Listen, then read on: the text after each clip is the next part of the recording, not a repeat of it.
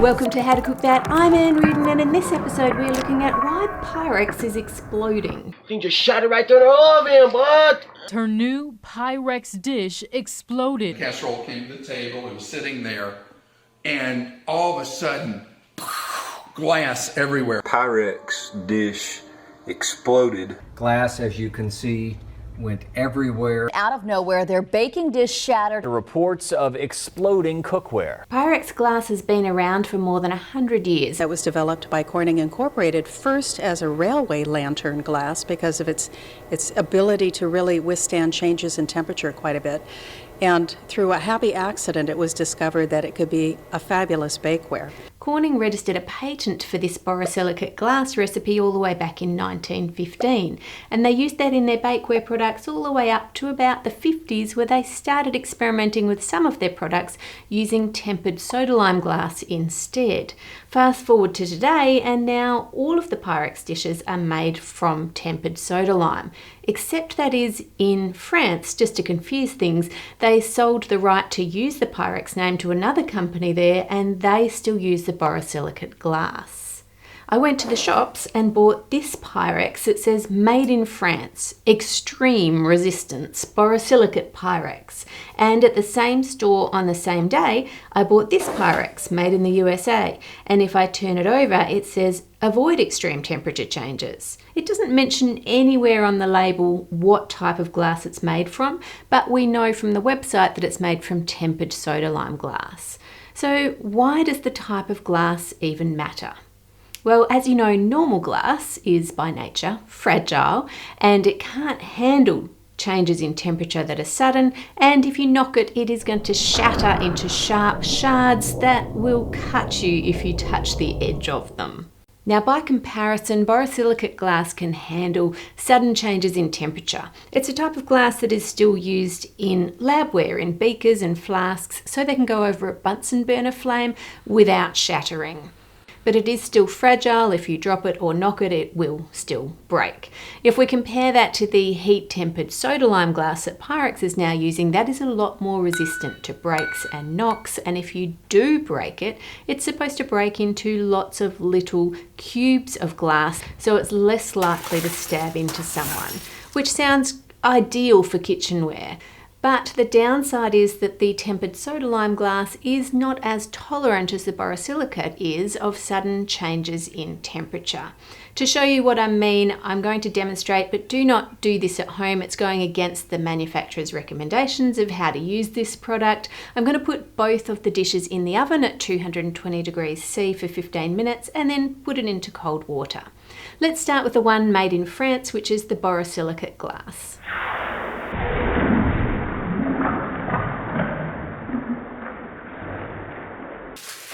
It didn't break. Now let's do the same for the one made of the tempered soda lime glass.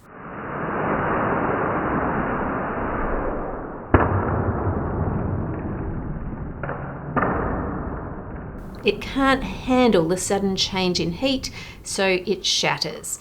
And sometimes it breaks more violently than others. Interestingly, on both breaks, instead of breaking into the cubes of glass, we seem to still be getting plenty of shards. You can tell that it has been tempered though, because they're not super sharp on the edges. If this was normal broken glass, I would cut my finger doing this definitely. But don't be fooled, there are plenty of sharp bits in here, and I did get a splinter of glass in my finger. The problem with this change in the glass is that because Pyrex has been around for 100 years, it has a reputation of being practically indestructible. So people expect that they can put a hot dish in the sink and it's not going to shatter, even though that is against the manufacturer's instructions of what you should do with the dish. Coke also changed their recipe in the 80s. Introducing the greatest taste discovery in 100 years. Introducing the new taste of Coca-Cola. Simply stated, we have a new formula for Coke. There was so much negative backlash to that new recipe that they ended up keeping the new one but bringing back Coke Classic to keep everybody happy and stop all the complaint phone calls that they were getting.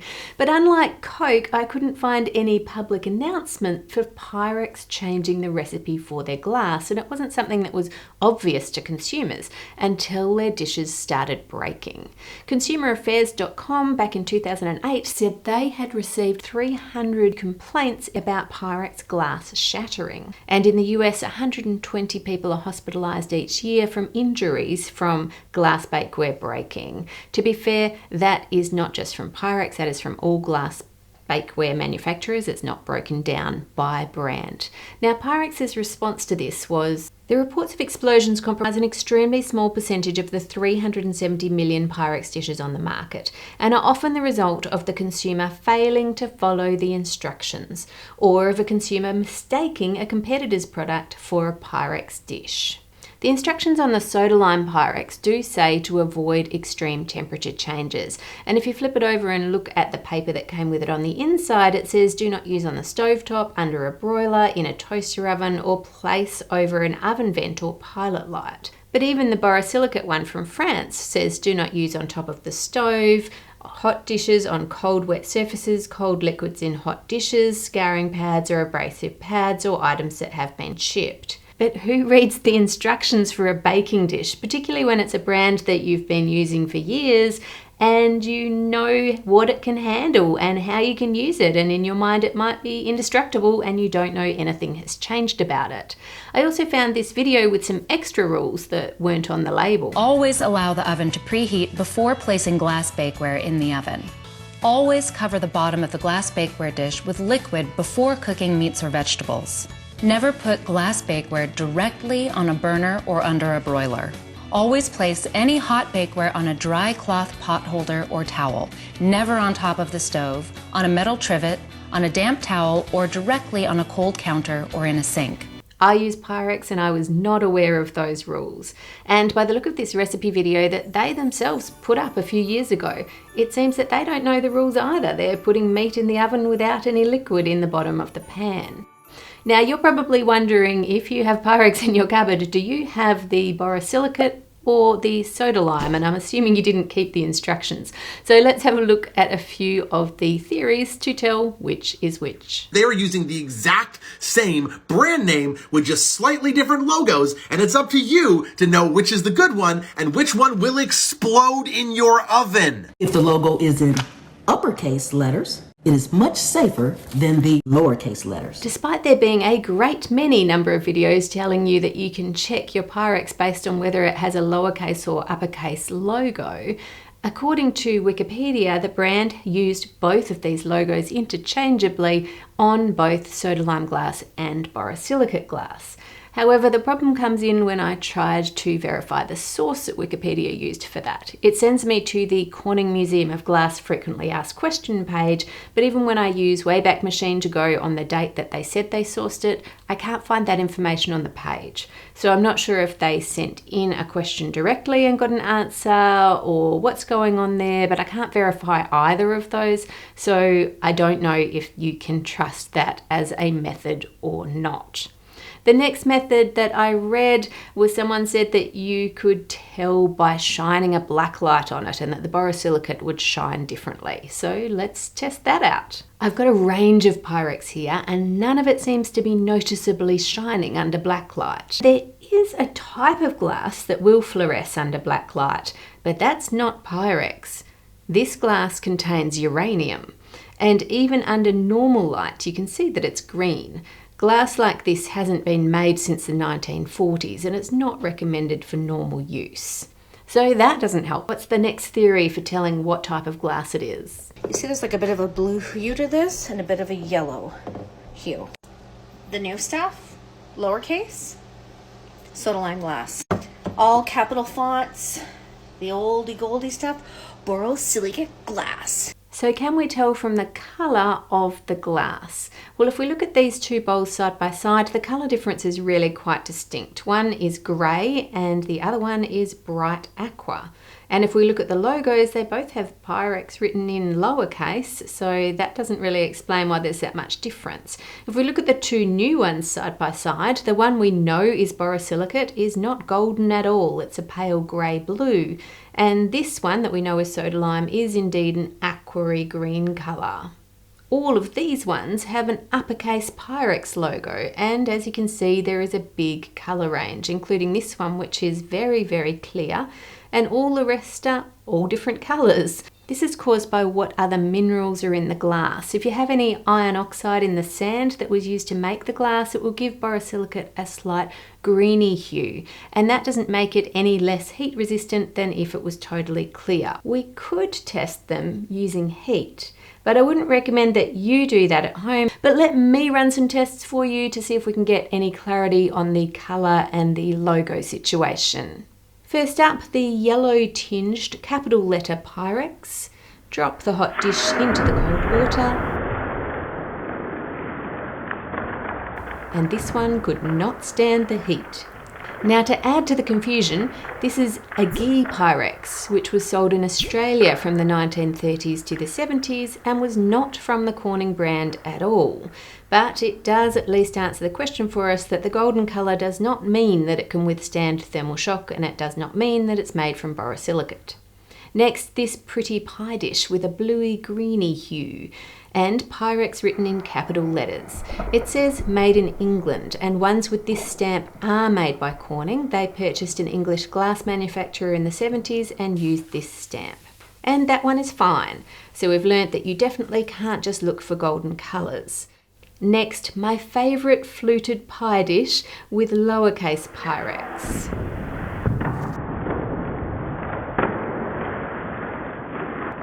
No more apple pies for that one. Next, uppercase letters Pyrex casserole dish lid. I dropped that in a bit too fast. I'm trying to pull my arm back behind the safety barrier as fast as I can.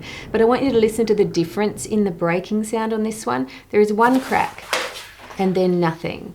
None of that popping sound that the others had. This one is borosilicate glass. You can see how it's broken and it's got just a few pieces and a sharp edge. It doesn't have all those tiny pieces you get with the soda lime glass. Now for the Easy Grab oblong baker. That's shattered. It's just totally gone. Now let's test the Easy Grab loaf dish. Wow, that sent hot glass flying. This is 8 times slower than normal speed, and in one frame, it's a dish, and in the next, it's pieces. Let me show you that at full speed so you can see how fast this is happening. That's hot glass that just flew across the room. So far, the capital letter Pyrex and the lowercase Pyrex theory is holding up, but this is a very small sample size, so I really don't want you to rely on that theory. There is one more test we can try, and that is putting it into vegetable oil. Borosilicate and vegetable oil have the same refractive index, which means that when light shines through the vegetable oil, if we put the glass in it, we shouldn't be able to see the glass. It shouldn't scatter the rays at all. We should just be able to look straight through it as if the glass has disappeared. And now we can definitely still see the bowl clearly outlined there. This one has the uppercase letters on it. Let me try a beaker, which I know is borosilicate. Ha!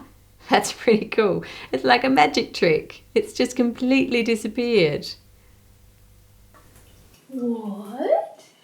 Oh, you can barely see it. Next we have a couple of bowls which on the way in look fairly clear, but once they're fully immersed you can actually see them clearly. You can see the edges there. Now for the new borosilicate dish that's made in France. From this angle, it disappears completely. Again, it's like a magic trick. But if I put it all the way in, you can still see it, but it's faint. It's kind of this ghostly outline, and we know that's borosilicate.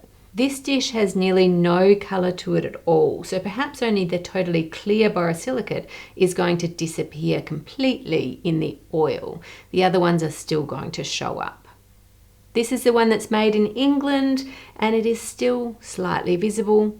And this US made one disappears. This is an older Pyrex. It's one that I got from a second-hand store.